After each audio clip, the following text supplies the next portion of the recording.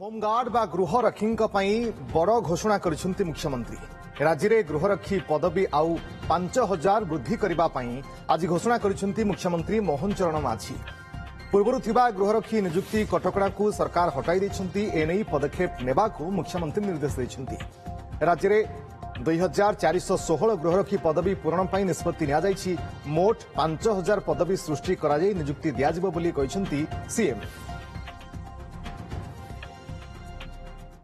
आम ओडिशार गृहरक्षी भाई माने बहुत भल काम करुवा कारण आम 5000 पर्यंत वृद्धि करने आज विभाग को निर्देश दौची। तुरंत ए बाबद उचित पदक्षेप नहीं नियुक्ति प्रक्रिया को आगक नापी तुरंत नि जाऊ।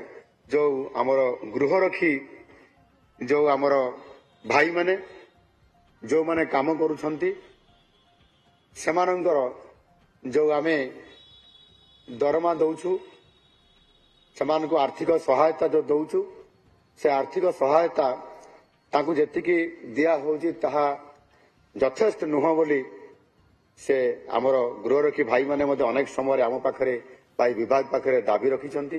बार बार से दाबी करिछंती।